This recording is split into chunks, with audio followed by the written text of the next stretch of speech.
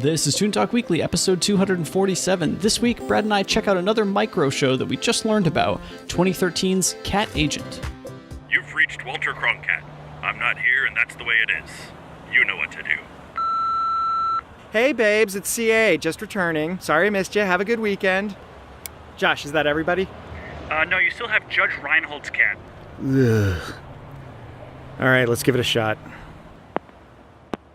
Hello? Hello? Hey, it's Cat Agent, sorry I missed you, please leave a message. Beep. But you called...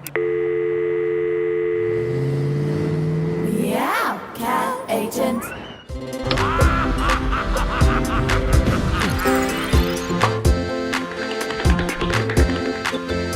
Fire on! The day just keeps getting better. Boy.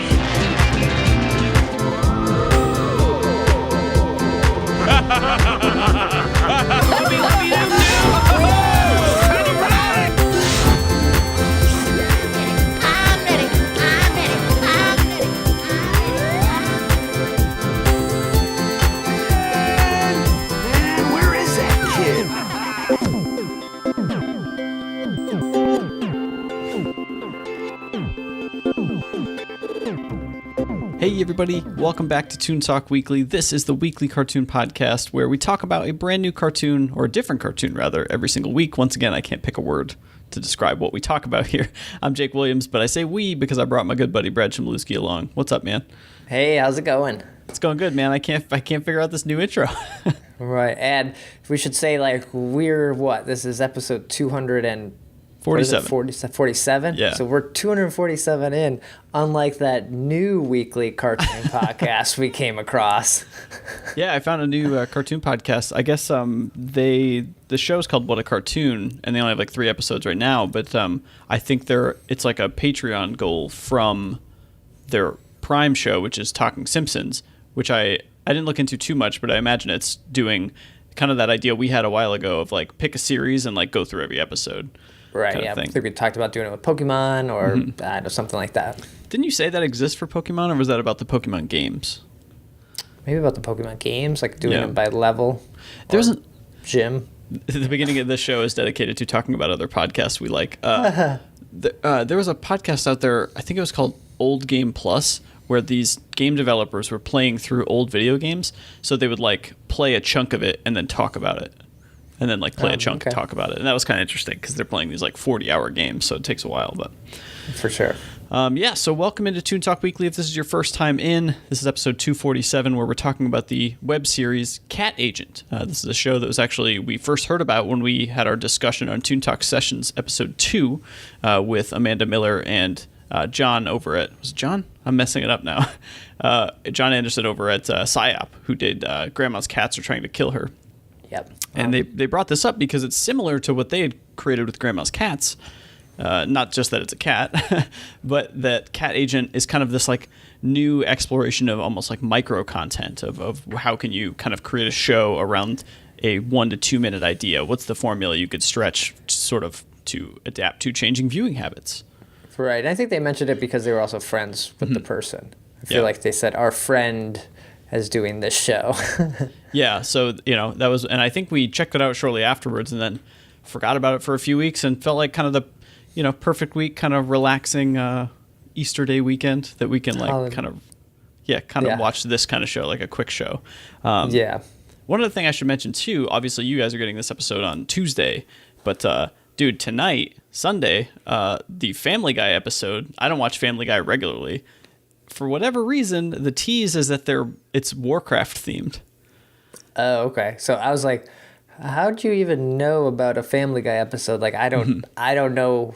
I assume it's on Sundays, but I don't ever see an ad for it. And I watch a lot of Hulu, so I don't even know how you would know about that. So now that's about Warcraft, it makes sense. It was probably posted on the Warcraft Reddit. Yeah, I think I heard about it on a podcast, a Blizzard podcast or something. And man, the teaser image is like Peter Griffin as like an orc from what looks kind of like the film, because then Stewie is also dressed as like an Alliance, like the blue and silver soldier kind of thing. And I'm like, man, I really hope this isn't tied into the film, because A, the film in this country bombed.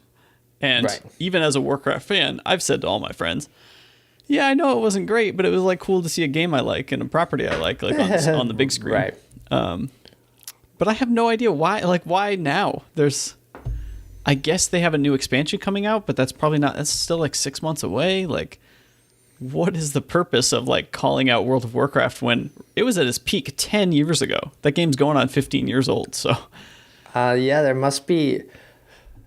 You got to question sometimes what some of these cartoons are doing and like the marketing that some of the companies might be doing. Maybe there's something coming out from Blizzard that this is good for them to do. Like Apple is, making the big push with these creatives using the iPad Pros and these interviews Tim Cook is doing because they see that opportunity to like capitalize on marketing that you wouldn't think is marketing. So maybe Blizzard is up to something and we just don't know it.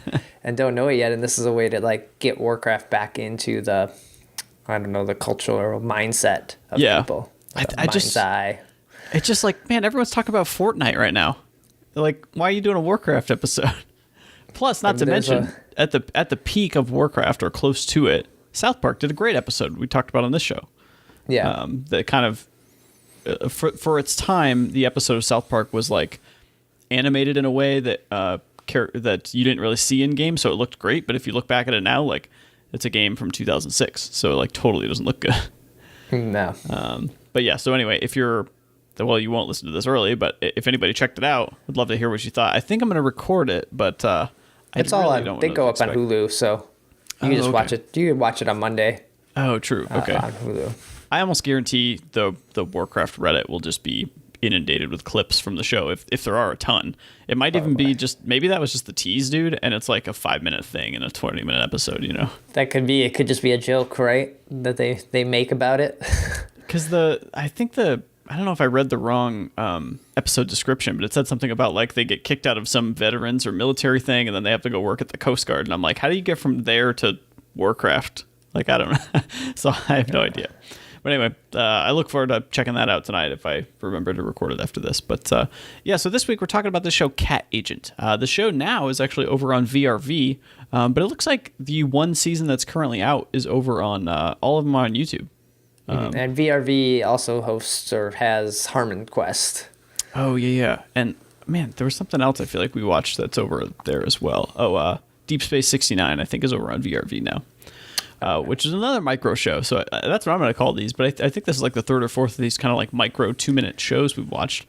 This being truly the shortest of them all. I know, right? Probably the simplest concept. The show was created by Kent Osborne, and it was actually in 2013 that he created the series with Rugburn. I didn't know what Rugburn was. Rugburn is an animation channel that was founded by staff of 2 studios, Titmouse, which we know a lot about, and 6 Point Harness, which I don't know a ton about. So I should have done some diving into them this episode. But so they kind of created this Rugburn channel. I think their tagline is something like, "We animate as fast as we can so we can keep our jobs," or something like that. And what to expect from the show Cat Agent. It's literally the title. That's what it is. Cat Agent follows the trials and tribulations of the Cat Agent. Basically, he's Hollywood's rep to the stars' cats. And he deals with A-list clients, new business ventures, and basically trying to be famous, or what it's like to be famous. Yeah, if you've seen Entourage, he'd be like the Ari Gold of the cat world. Mm-hmm. So kind of a great concept. Like, hey, celebrities have cats. Somebody's got to represent these cats. What if there was a cat agent that did that? So that's basically, I think, where the show kind of comes from. And that's kind of its fabric. The show's episodes are sometimes a minute or less. Sometimes they are a little bit longer. But essentially, they all seem to follow the formula of cat agent on his little, what do you want to call it, like headset? Bluetooth headset, yeah. Talking with, first of all, swearing or yelling at his assistant Josh, and talking to celebrities' cats, trying to represent them.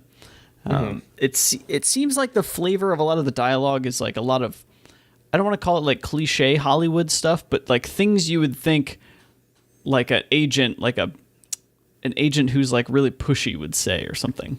That's the kind of character I think of the cat agent. He's a little bit dumb, but he's also like he's dumb like in a way that he's a salesman, I guess. Yeah, like you brought up South Park earlier, but it's like the lines. I feel like I forget what episode it was, but where Cartman is like, "Come on, you're busting my balls here. Come on, do this." Like, I just busted my balls.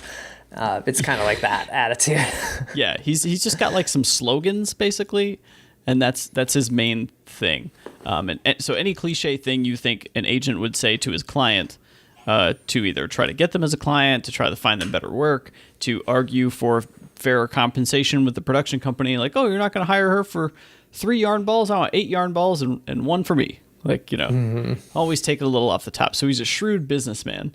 And that's kind of the formula, man. It's him making deals with the stars' cats. Yeah, and sometimes the cats, it's not even movies. Sometimes the cats are like, I'm thinking about leaving my owner. He's like, what are you doing? You got a sweet gig there. You're George Clooney's cat. You got everything taken care of. Yeah.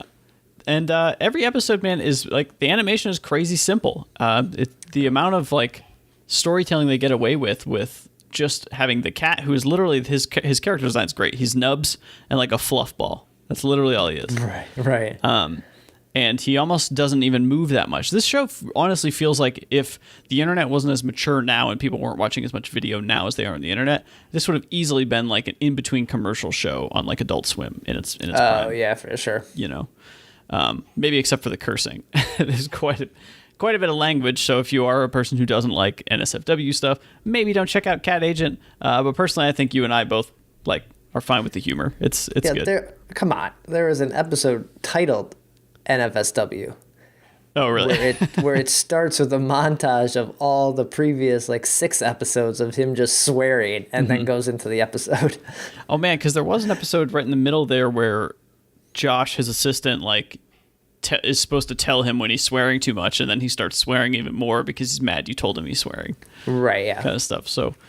They do not move a ton, but sometimes the cat has some really great animation. There's an episode where he's on the phone with, I think it's the episode you were just referencing, George Clooney's cat, episode 3 or 4, where he's basically trying to tell her, look, don't leave your owner, you got the sweetest gig, why don't you just take a hit on a bong or something? And while she's doing that, the whole episode is the conversation of her freaking out on the phone, but he's left because he's outside, as a cat would be, trying to chase a butterfly. And so you have all this animation going on in the background and a super sad moment happening inside with this cat who doesn't know she's not on the phone with anybody at all. One of my favorite ones was he went to Comic-Con and he went dressed as a Game of Thrones character. I have not watched any game. I've seen the first season of Game of Thrones, but I don't know anybody. But so Cat Agent did not know anyone either. And he was just telling people, he's like, look at me, I'm Game of Thrones.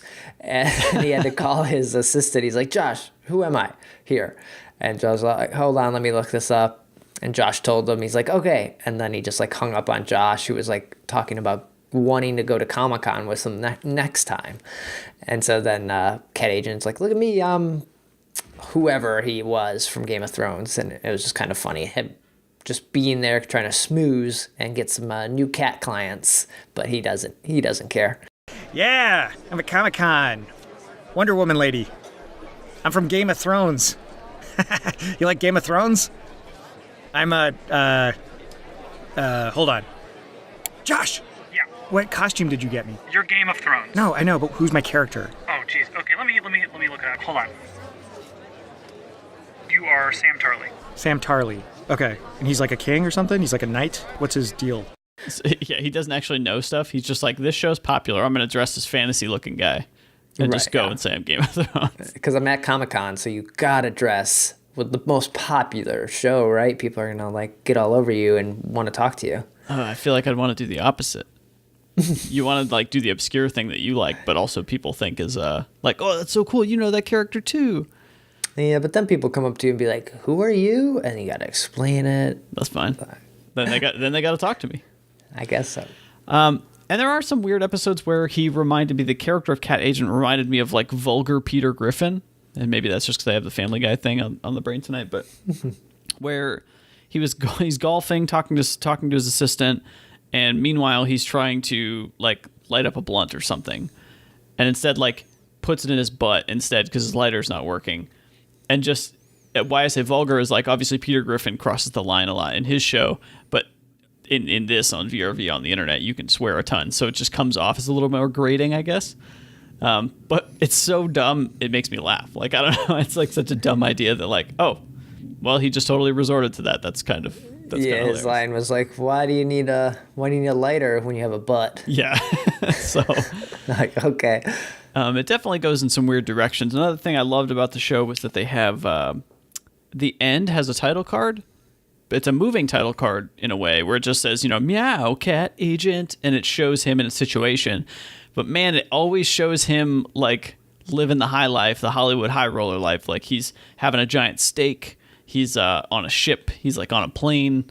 He's always doing something that shows like, man, what are you doing for these cats? Like clearly you're the one making all the money if you're going on all these trips, if that's canon or that's just what he imagines he's doing. That's how you got to do it as an agent, man. You got to live the lifestyle so the clients come to you to want to live that lifestyle. So, I love the idea of the show just being that, like, hey, cats got to represent other cats. Clearly, cats got to represent.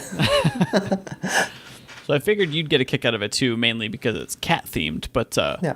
This leaves the door open, man. Like, you could do a dog agent. You could do, you could do Potbelly Pig agent. Like, there's all kinds of other stuff. But this is like internet fodder, right? Like, this is a great potential idea. Like, I don't want to, you never know. Maybe some research went into it that's like, what's trending? You know what I mean? That could, like, totally be shareable, because that's exactly what this is. I bet it was someone drew this cat and was like, I doodle this cat all the time, like in meetings or whatever. I should just animate him and see what he does or something like that. Yeah. Look, I didn't go to f***ing internet nerd camp, so I don't know how it works, but let's do the one I wanted to do and maybe that'll work. Why? What do you mean, why? I'm trying to do my job here. Josh! I'm paying for this. You listen. That's the circle of life. All right. Go ahead and lay it down, I guess. He's a cat with Hollywood dreams. He's a cat on the Hollywood scene. He's a cat with cat talent, and if he loves it, he's cat agent. Winning! And they managed to come up with some fun stuff, man. While the animation can be a little bit crude and like not everything's always moving, it's the dialogue and writing, I think, that keeps you engaged in this quick show. That's what kind of like you want to see how much of a jerk the cat's going to be this time. Or you want to see what celebrity cat, is his discussion with a celebrity's cat going to be related to something you might know about the celebrity or something like that. I think we've mentioned a few. I think he mentioned like Kelsey Grammer, George Clooney, Anne Hathaway. Like they're picking these like just celebrities who might own cats. And going But like when we were talking to Psyop about trying to come up with unique ways to kill grandma, you run into the same problem with Cat Agent. Like, what vulgar things can he say to these cats, like an agent might say? Maybe they have endless stuff because they've dealt with a lot of agents over the years, so they may have just notebooks full of ideas. Yeah. So maybe they don't have a problem, but it does seem like they might run out after a little bit. That's interesting. It would be interesting to hear if the show came about because of personal interactions and like things they've heard agents say to them or like had approached to them before. There's an art project I followed for a while where a guy was illustrating people based on like he would get spam email and whatever the made up name was in like the header of like, Johnson Smorgelborg, and he'd like make that guy a character or something. Yeah, okay, yeah. So I wonder if that's kind of how it came about. But man, fun little show. Like it's definitely, again, NSFW if you guys aren't into that kind of stuff. But it is web content, so they can kind of do what they want. But we've also covered a wide breadth of like we go everywhere from shirt tails to cat agent on this show. So yeah, I don't know what the most like potentially NSFW show we've done on here. That Deep Space 69 was pretty rough, and looking back on when we first did Archer, realizing like, oh, what that show is compared to some of these other shows we watch now, it's like, oh, Archer seems tame. I guess. Yeah. But yeah, maybe it's just the look of it sometimes that comes off as maybe being a little worse. But yeah, man. Anything else to add about Cat Agent? I had a good time with the show. It was a good palate cleanser. Worrying about like watching a tiny show this week. Yeah, hop on YouTube. Just put them on when you're, I don't know, just doing something else or drawing. Like I watched them all. I was like drawing a little doodle here earlier today. So they go by really fast, and you'll just be like, oh, it's over, and the playlist just kind of stops. It's like, okay, I guess I'm done. I mean, literally. And this is not a knock on the show. It's just the format. If you have like 15, 20 minutes, you can watch the season. So there's no excuse for not watching the whole thing. But definitely fun to revisit this one. So we got to thank, of course, the folks over at PsyOp who recommended this or mentioned the show, because I wouldn't have heard about it otherwise. I feel like I had a VRV subscription because I was going to... Maybe I never signed up. I wanted to watch season 2 of Harming Quest. And I signed up, blazed through it in a week, and canceled. Got my free trial. I was out. That's all you needed? Yeah. So, yeah, maybe I'll have to sign up to actually check out. Well, I'm going to watch all this on YouTube, but if they have another season, I'll have to check it out.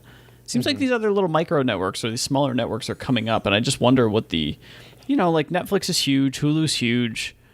YouTube's huge. Right, but then you have VRV now. Then you have smaller things like Cartoon Network has Boomerang you can subscribe to. But that's not new content. That's all going to be old. And what was the other one? Oh, Crunchyroll I've heard is free, but you get a ton of ads. Oh, I didn't know it was free. I think if you pay, you can watch whatever you want. But I wonder, how many services can you truly have? Like, everybody thought it was sweet when it was just Netflix, and then all these companies realized, oh, but we want a piece of that pie too, so we're going to take our content back. Right, you got the wrestling channel. The Disney one is coming out. That's just going to be Disney movies. So. Oh man, there's too much out there, man. I got Netflix. That's good enough for me, and even that, I think I barely end up watching that. Although if Netflix could just bring back Avatar, I'm pretty sure Last Airbender was on there for a while, and now it's gone, and now I'm mad. So maybe it's on Crunchyroll. I don't know. I gotta go check all that out. So that's gonna do it for this episode. Brad, where can people find out more about you when you're not recording Toon Talk Weekly? You can follow me on Twitter. It's @brad, and then my blog is digitalhitchecker.com. Great. You guys can follow me on Twitter if you'd like, @JacobWilliams. And of course, if you want Toon Talk Weekly, we're on all the social media you can think of as Toon Talk Weekly. That's probably not true. There's probably some out there we're not part of, but we're on Twitter, Facebook, Google+, and Instagram, all as Toon Talk Weekly. So pretty easy to find us over there. Brad's been back to his meme pictures recently, so we're putting those back onto Instagram and Twitter. Especially the Guile quote last week was so fitting for the weird political climate we're in right now. Plus, yeah, we watched the show. I don't know. So yeah, I got to grab a Cat Agent one. Throw that up there. There's plenty to choose from. Everything's a one-liner. Yeah. So you can email us at toontalkweekly@gmail.com if you want to recommend a cartoon or let us know any more information about other episodes you've listened to at this point, since there is almost 5 years of them, so there's plenty to go through. And finally, the website, toontalkweekly.com. That's where I send everybody. If you want to see any episode up to this point, including the one you're probably listening to today, toontalkweekly.com is the place to do that. So yeah, man, that's going to wind down this episode, this lovely little Easter Sunday recording. And yeah, with that, we'll be back next week with another cartoon. Cool. Take care.